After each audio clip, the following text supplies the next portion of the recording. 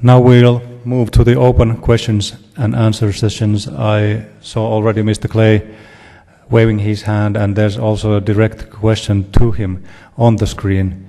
So I don't know if you are going to answer that or comment on the previous discussion, but go ahead.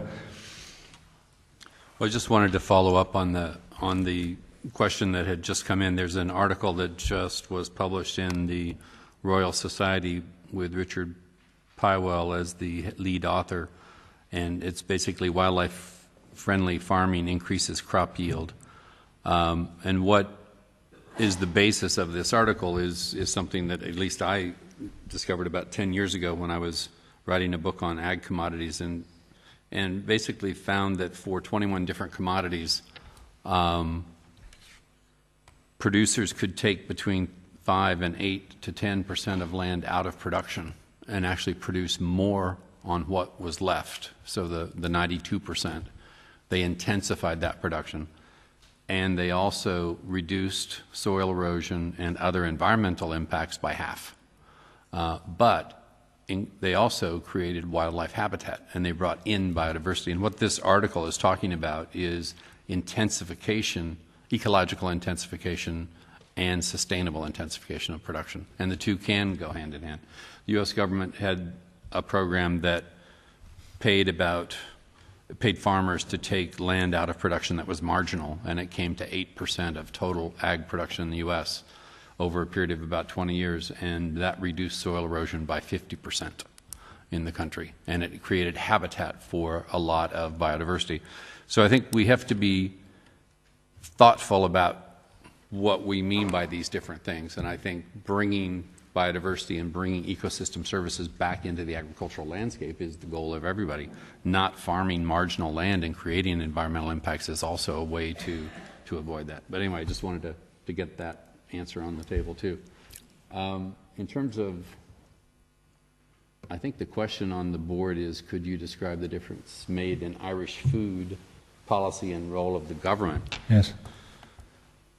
Well, I don't think anybody is going to get farmers to voluntarily give up production data and impact data and allow people onto their farm collecting data and doing that for all farmers in the country. And yet that's what has happened in Ireland because the country has become involved.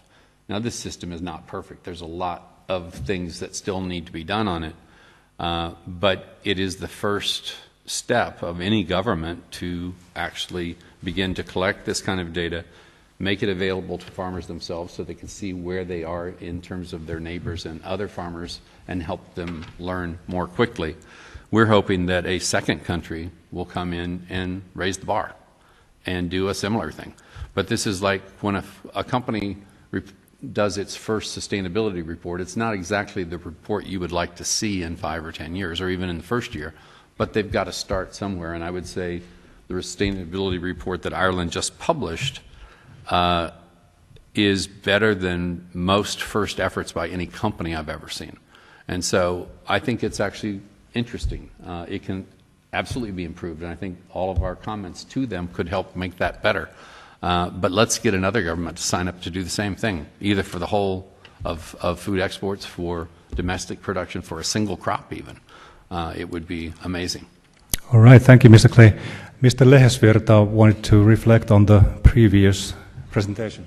Yes, thanks. I shortly go back to previous presentation where I saw quite many typical elements which are typical for forest certification schemes, and my question is, have you done any kind of benchmarking or comparison between forest certification schemes and your concept in your development? And then do you see that forest sector and agriculture could cooperate more with the ecosystem service and biodiversity indicator development? Absolutely. I mean, quickly, the answer is yes, and we also cooperate with some companies that are involved in managed forests for several different types of production. And we have also developed specific protocols for agroforestry. So we have seen that the combination of certain crops and forest can be particularly beneficial in some ecosystems. For example, we have a project in Latin America where the protection of the forest is done with the cultivation of tea. And this helps create a protection for the forest, but also helps create corridors around the forest. And this was developed together with clearly other experts of forest management. So I see many different connections and overlaps in the two activities, definitely. If I may add also something just to echo what basically was said before about the farmers providing their data. We are providing every year 3,600 farms with a specific report that is showing how is their performance compared to the other farmers in the same area farming the same crops with the similar tools. And we have seen that these farmers are more and more available then to share their data just because they are getting a value. So they are not giving their data for free, but they are getting a service. And I think this could be a good opportunity. All right, thank you, Mr. De Vivo. I see a good question actually on the board, and let's go around the table. So for all the panelists, in your view, what are the platforms that would be needed to actually drive innovation in forestry and agriculture in the most effective manner? Okay. Yeah, that was my comment. What I just made, that we should work more together, and there are, when I have been participating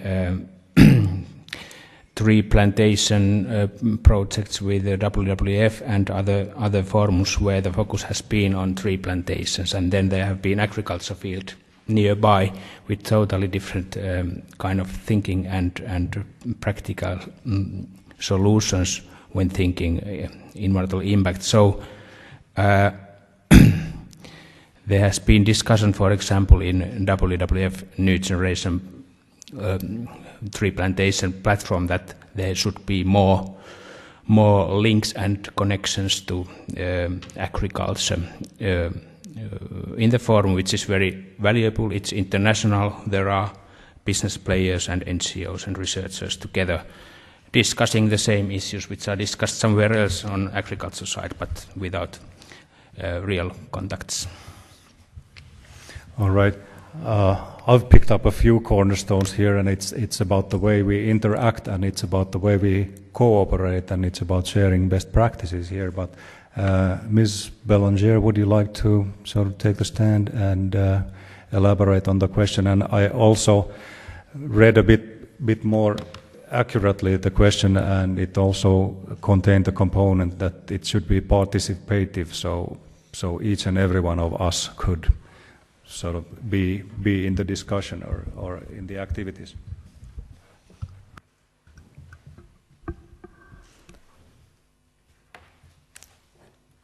I'm not clear exactly what the question, what the platforms that are referred to, what it is referring to. However, what is needed to promote and scale up innovation in forestry and agriculture is, I think, and I will be rewording what has been done before, to find solutions that are locally adapted because of the variety of types of agriculture, of context, the climate change, the changing environment, and the different resources also that are available. So innovation is needed on a local basis to address local challenges. In our experience, we saw that the most successful projects in all the regions are all multi-stakeholder platforms, where actually we put together all the major companies and institutions that are present on that territory. So, for example, we involve usually the local universities, machinery producers, local experts, either of soil or biodiversity, banks, insurances, because the change of management practices at farm level requires for the farmer, first of all, a lot of trust. So you need to feel safe that is not going to do something wrong or something that can harm his activity. But also, from a social perspective, we should not undervalue what it means for someone to change a practice that was probably there for centuries.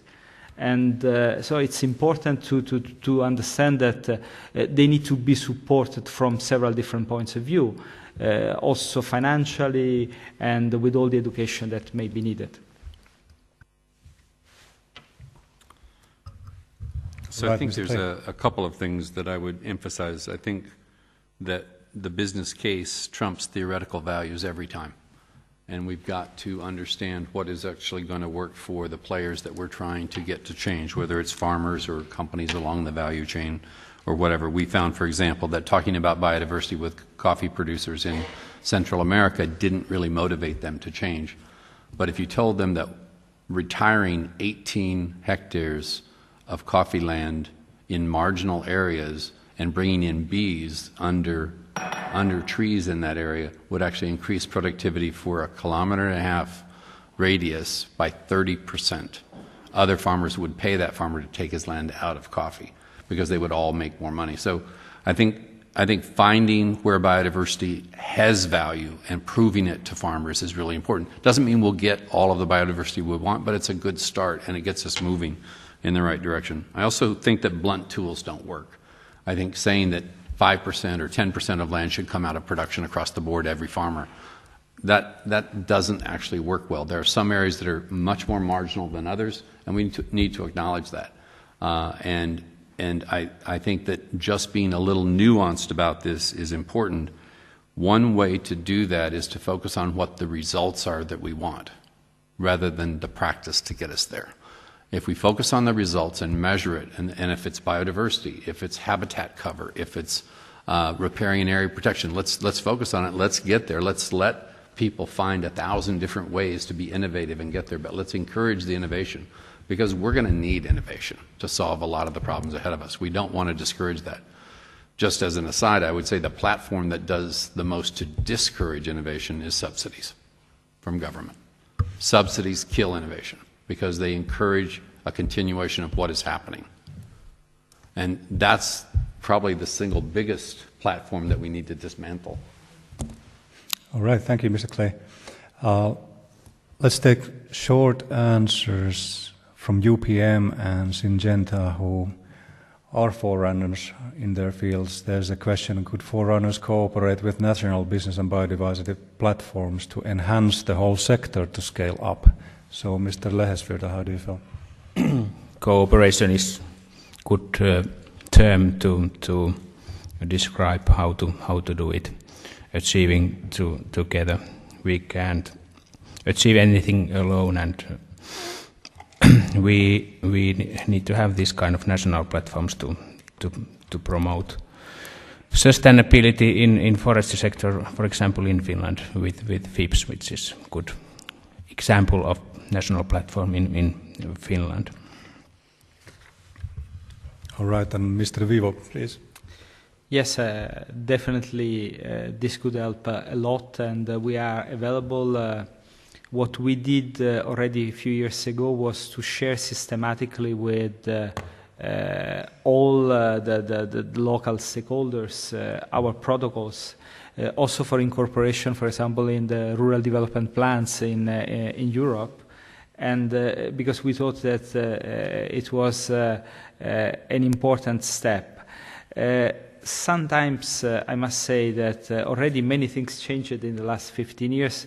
We still feel a little bit like Cinderella not invited to the ball. because we still feel that many institutions are afraid of working with agriculture companies to implement this sort of initiatives. Okay, thank you, Mr. Vivo.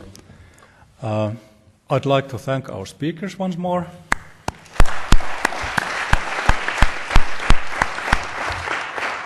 And the next item on my agenda is coffee break at